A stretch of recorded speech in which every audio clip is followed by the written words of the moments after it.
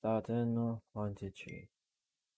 Hey guys, welcome to the first video here at TrinFX for the new year 2022.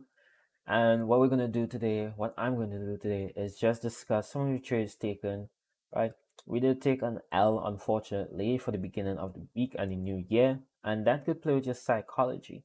However, as a trader, you should know that these are some of the things that you run into as you're trading. Sometimes your bias just, even though everything does align, sometimes price can just go against you, right? As you know, we're dealing with big institutions, big players, and also a lot of emotions and psychology comes into play when you are doing trading, especially as a full-time job. So we're just going to go over some of the things that we could have done better, I could have done better, um, as well as look at the charts and see what it is we could possibly see selling up for the remainder of the week. All right. So firstly, I want to start off here with AUD USD, and this was a trade taken in the VIP group. As you can see, price made this area of support here, right?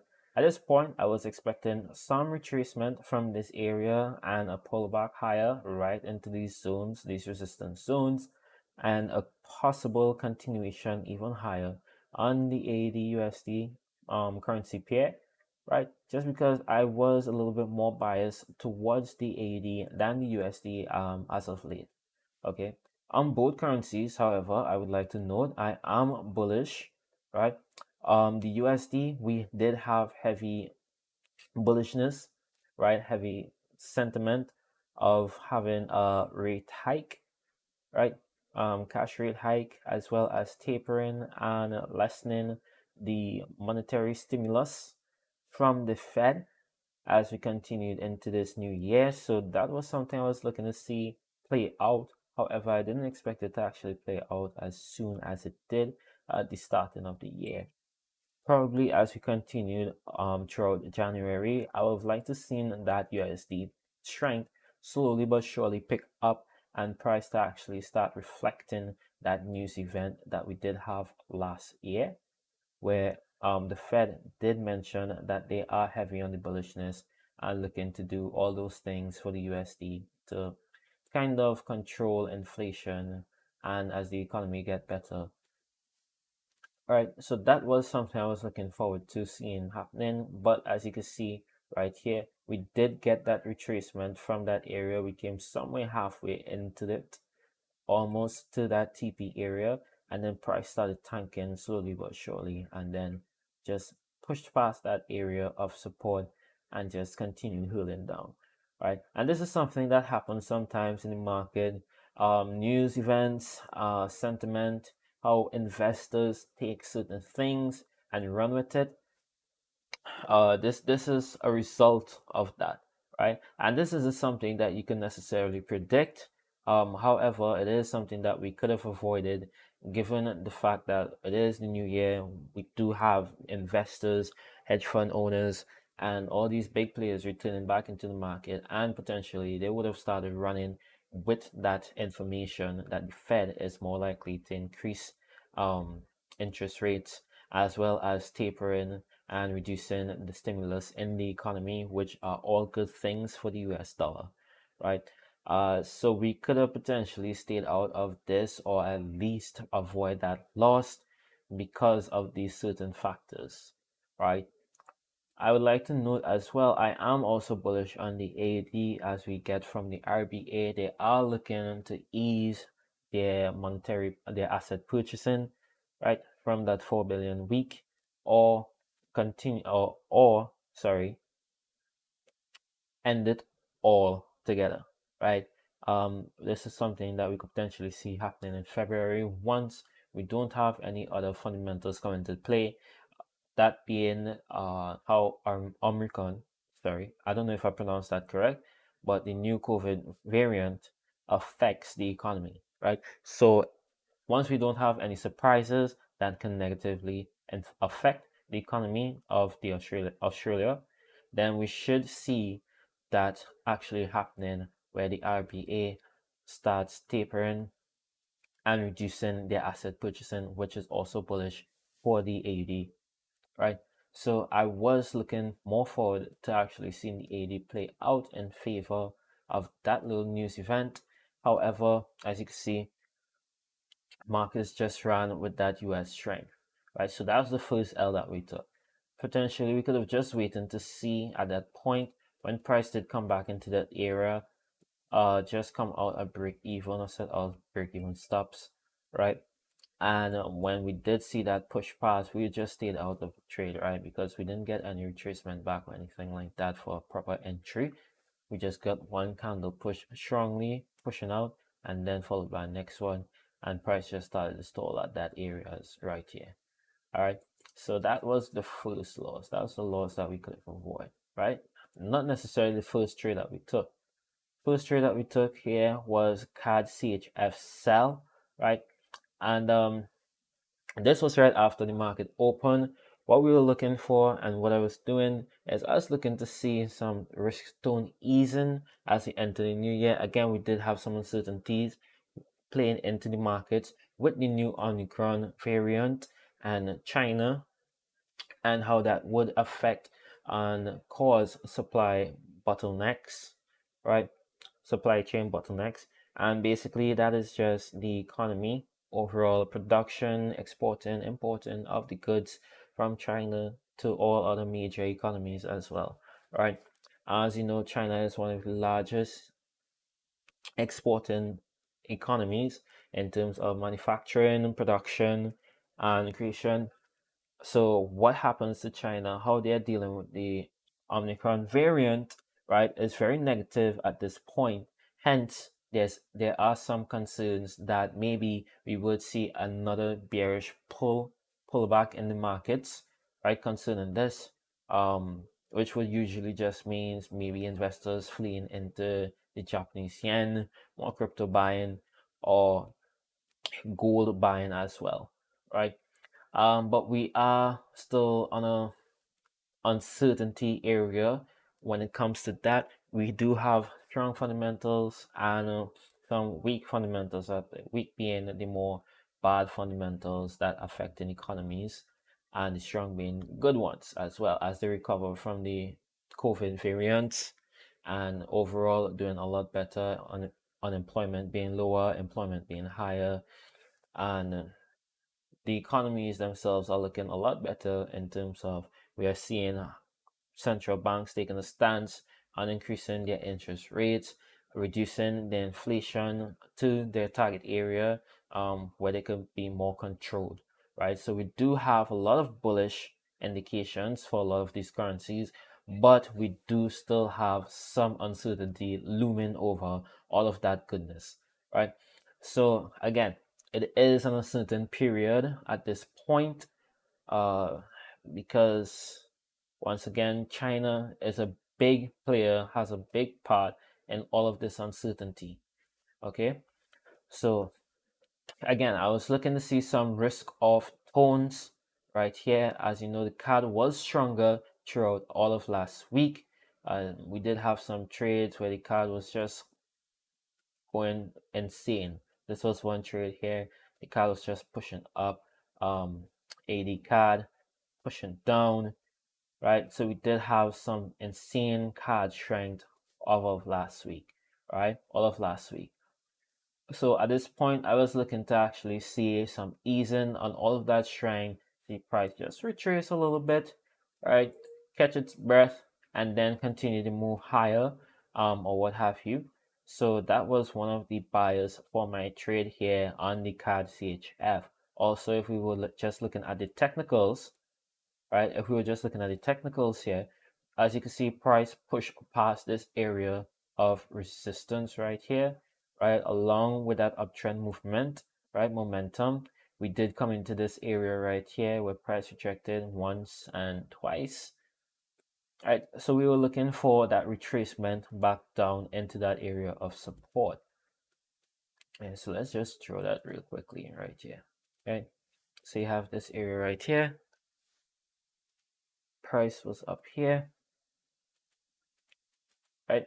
So we're just looking for that retracement from this area back down here, maybe some stalling, and then a continuation upwards, right? So that was something we were looking to see happen. And as you can see, price did retest that area of resistance multiple times, failing to actually pass.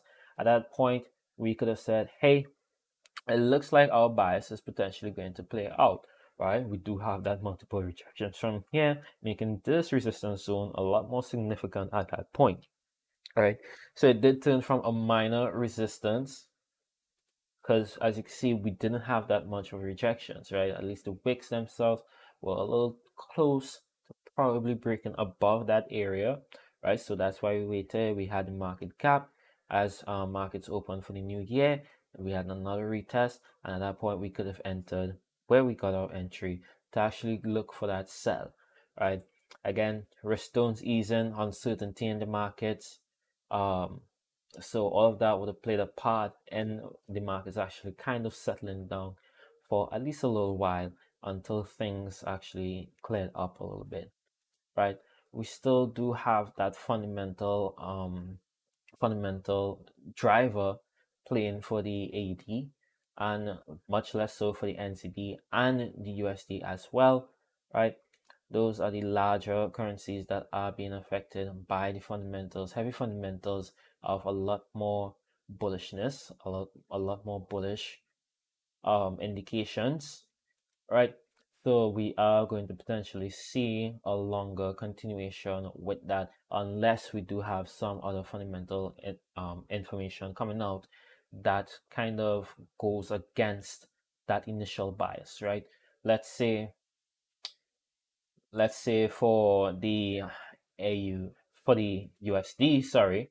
Let's say if we were looking for the USD, and let's see what news we have coming out, right? We have Jules Chop opening, right? We also have FOMC minutes, right?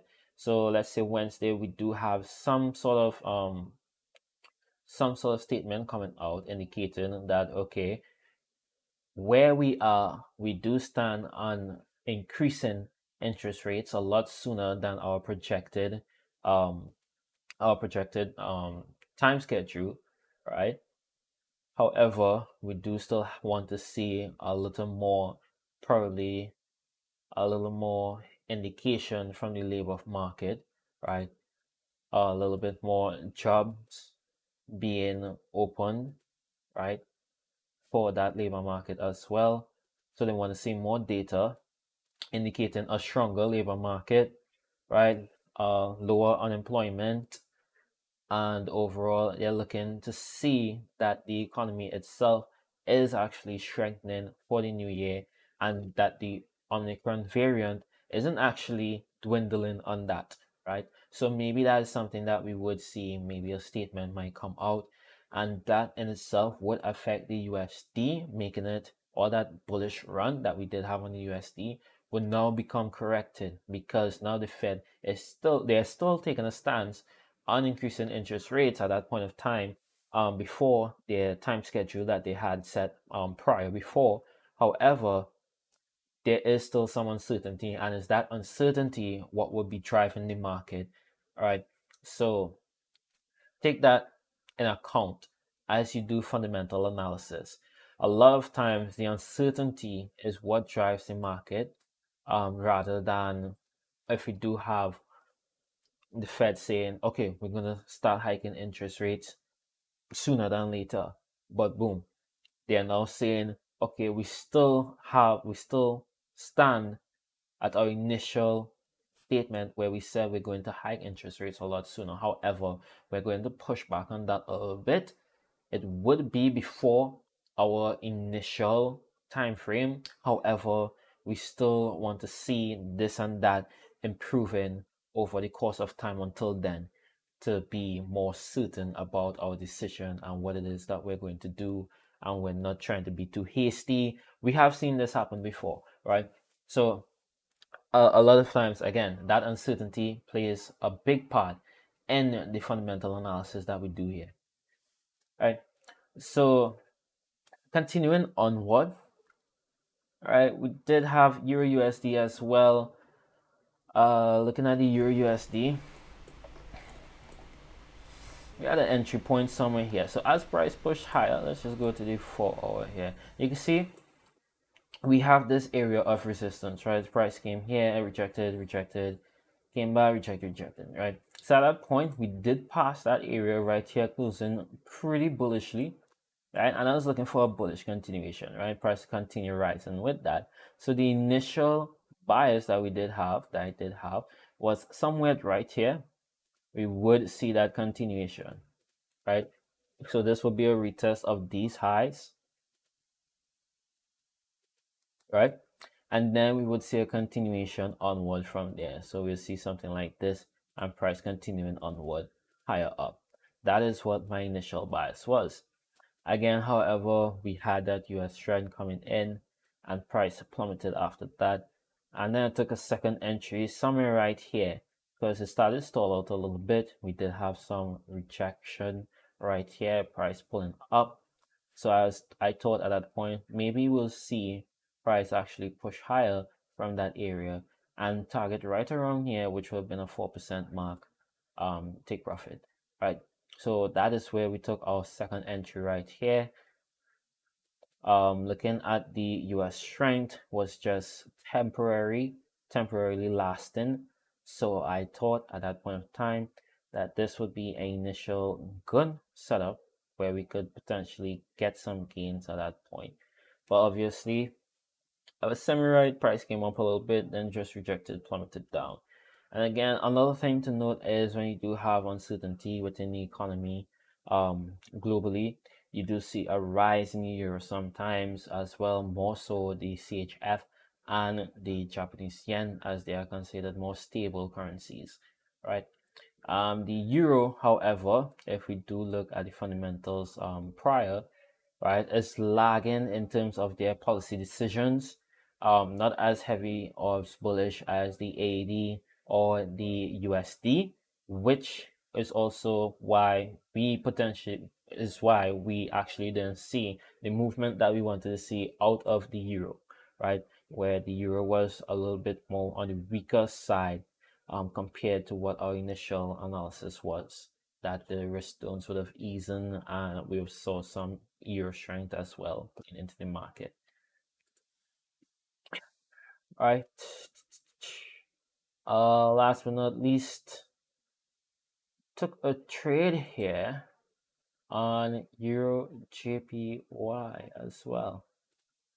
Right, Euro JPY was another trade, and this was more so of a technical trade. As you can see, price is very strong to the upside. We did form an area of resistance here, passed it pretty strongly, was looking for the retest right above that area, and then a continuation higher with the overall trend, right? Pretty straightforward right here from a technical stance, right? But as well, if we look at the fundamentals again, which came into play here, we have a lagging euro, right? BOE, sorry, not BOE. We have a lagging euro, right? And with that being said, a more, I wouldn't say a stronger yen, but in times of uncertainty, we do see the yen actually rising in strength, right? So that is what probably happened here, as as well as that USD strength coming into play, and all these currencies experience a little bit of pullback overall on the board, right? So all of this happened at around the same time as well, right? So this was just some of the trades that we took. We lost. Currently, we are holding. Currently, we are holding 80 USD and 80 CAD. Looking for that strength to actually come in with the initial bias that we did have prior to that fall. So I'm looking to see these moves being corrected and regaining some of that losses, right? Regaining some of those losses. So yeah, that's it for this, guys. This is my first video for the year. Obviously, throughout the course of the year, these videos would get a lot better, and in terms of explanation, I would do them a little bit better, and be more precise in my explanations as well. But this is just a quick video, just showing you guys what happened, what was my thought process, why I took the trades I did take, and yeah, just to give you some insight of how I see the markets, and maybe this could help you see it in a different way too, right? So that's it for this video, guys. Any questions that you do have, feel free to reach me if it's concerning any of these trades or any other trades that I do take while in the group, and you have a question, feel free to ask. I'm always there to reply and answer to the best of my abilities. That's it for this, guys. See you in the next one, and have a great trading